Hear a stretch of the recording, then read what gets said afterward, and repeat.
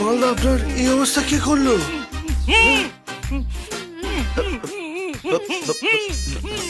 এই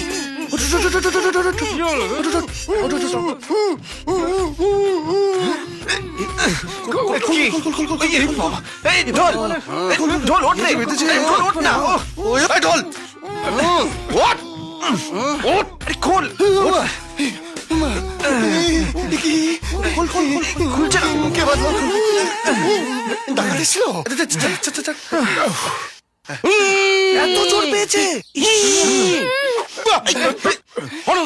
তুই যে এত বড় খচ্চর হারামখোর সেটা আমার জানা ছিল না। হরে কৃষ্ণ, কাল মদ খেয়ে মাঝে রাতে তোরা চারজন আমার ঘরে ঢুকে আমাকে হুল্লুক খচ্চর কুত্তা বলেছিস। হতেই পারে। এই 100 বার বলেছিস, তুই বলেছিস আমি নাকি তোলাকে ইয়ে করতে পারি না। সে তো সবাই জানে। এই চুপ কর হারামজাদা। আর তুই বলেছিস আমার তোলা নাকি চিকনি চামেলি। কি বলছেন মালদা? আমরা কোনোদিন বলতে পারি সব কথা? আমাদের মায়ের ব্যাস, সমান। ব্যাস, ব্যাস, বেশি নাটক করো না। কাল রাতে আমাকে তোরা কাঁচা খিস্তি করেছিস। আমার পিঠে, আমার গায়ে, আমার মাথায় চাঁদার পর চাঁদা মেরেছিস, আমার ধুতি ধরে টেনেছিস। হরে কৃষ্ণ, ওটা মাল খেয়ে বলেছিলাম মালদা। আরে চুপ চুপ, তুই একদম চুপ। হাইব্রিড হারামখোর, তোকে আমি পুলিশে দেবো।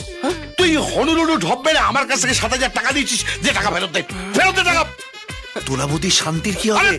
তোর শালা শান্তির নিকুচি করেছে। আমার কোনো শান্তির দরকার নেই। তোরা শালা অশান্তির গোডাউন। আমার শেষ কথা, 4 দিনের মধ্যে এই ঘর ফাঁকা করে চলে যাবি, নয়তো তোর সব জিনিসপত্র টান মেরে আমি রাস্তায় ফেলে দেবো। এখন যা।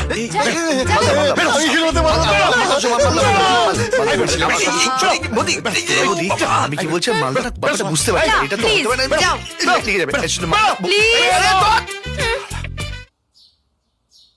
আজ ঝামেলা করে লাভ নেই, ঘর ছেড়ে দেবো। আরে ছেড়ে দেবো বললেই হবে? কোথায় যাবো সেটা তো খুঁজতে হবে। আরে সবাই মিলে খুঁজলে একটা ঘর পাবো না? আরে আমার বেরোনো মুশকিল হয়ে যাবে, আমার তো নতুন চাকরি। হ্যাঁ তো চাকরি বাঁচিয়ে খুঁজবি, আমিও 2 দিনে ছুটি নিয়ে নেবো। অত শত যাই না, নেক্সট 4 দিনের মধ্যে একটা ঘর ফাইনাল করতে হবে, ব্যাস।